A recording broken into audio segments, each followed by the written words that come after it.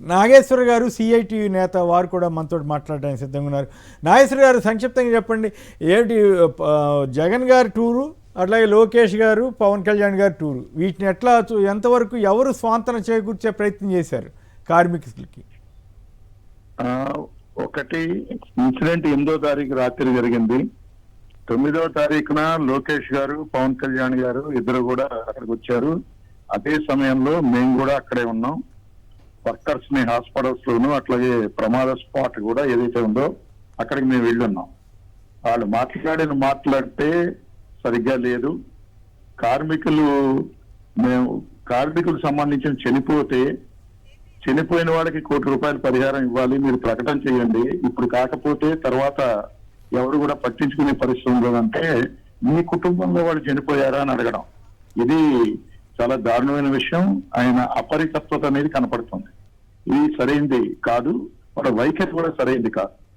గతంలో అక్కడ ప్రమాదాలు జరిగినప్పుడు ఎల్జీ పాలిమర్స్ కావచ్చు, ఎసెన్షియా కావచ్చు, అక్కడ ₹1,00,00,000 పరిహారం చెల్లించిన ఘటనలు ఉన్నాయి. 5 ఏళ్ల క్రితం, 4 ఏళ్ల క్రితం, 5 ఏళ్ల క్రితం.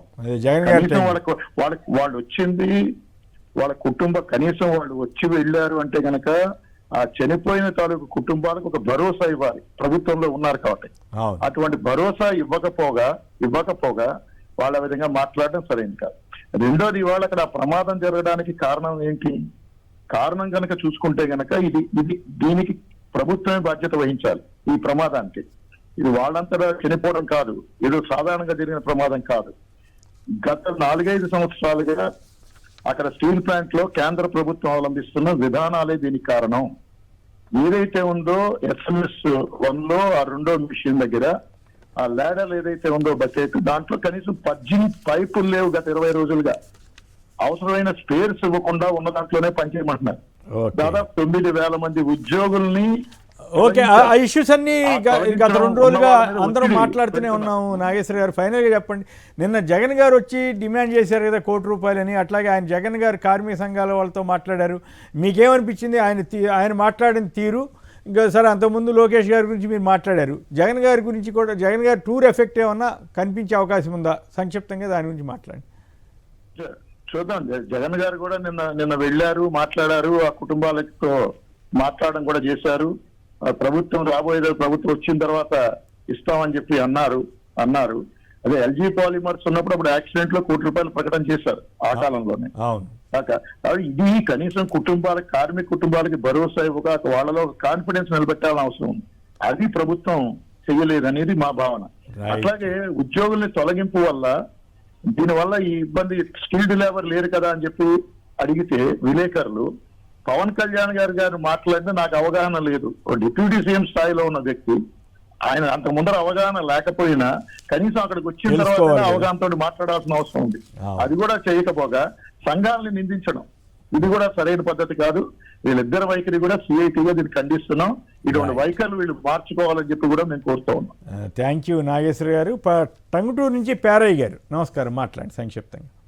నమస్తే అండి అందరికీ, పెద్దలకు మీకు నమస్కారం సార్. నిన్న జగన్ గారు చాలా సంయమనం పాటించి, నాకంటే ముందు ఈయన ముఖ్యమంత్రి గారు ఏమైనా పోయి వాళ్ళకి సహాయపడతారేమో అని చెప్పేసి చాలా వరకు ఎదురు చూశారండి. ఏమి జరగని పక్షంలో చివరికి ఆయన వచ్చి వాళ్ళందరికీ భరోసా ఇవ్వడానికి నిన్న ఆయన చేసిన కృషి, అక్కడ ఆయన చేసిన ఎంక్వైరీలో తేలింది ఏంటంటే 37 సంవత్సరాల క్రితం బిగించినటువంటి మిషనరీని ఉపయోగించడం వల్ల అది మొత్తం ఇట్లా జరిగింది ఒకటి వచ్చింది. రెండోది, 35,000 మంది కార్మికులు ఉన్నప్పుడు 17,000 టన్నులు టార్గెట్ చేస్తే సంవత్సరానికి, నిన్న కేవలం 16-17,000 మంది కార్మికులతో 19,000 టన్నులు టార్గెట్ చేసి కేంద్ర గవర్నమెంట్, ఎన్డీఏ గవర్నమెంట్ ఇద్దరు కలిసి కూడా వాళ్ళ మీద ఒత్తిడి తెచ్చారంటే, అందువల్ల వాళ్ళు ప్రాణాలకు తెగబడి వాళ్ళు చేసిందే చేసి ఇంట్లో ఇళ్ళకి పోకుండా డే అండ్ నైట్ ఈ టార్గెట్ కోసం కష్టపడి చేసి ఈ యొక్క మిషనరీ ఆ రకంగా ఉంది. అంతకుముందు ఎంత 357కి 16 మంది తప్పించుకున్నారు సార్ అక్కడ చనిపోవడానికి. ఇవన్నీ కూడా నేను జగన్ గారు మొత్తం చేశారు. ₹1,00,00,000 అనౌన్స్ చేసింది, చాలా హ్యాపీగా ఫీల్ అవుతున్నారు రాష్ట్రం అంతా కూడా. సార్, ఈ ₹1,00,00,000 సాధ్యమైనంత వరకు ఇప్పించడానికి ట్రై చేయమని చెప్పి మీరు జగన్ గారిని కోరుతా ఉన్నాను సార్. రైట్, ఆయన కూడా ఆయన డిమాండ్ చేస్తారు తప్ప ఆయన వాళ్ళ మనసు కరుగుతుందా లేదా, వాళ్ళ ఆలోచన విధానం ఎట్లా ఉంటుందని ఆయన మాత్రం ఏం చెప్తారు.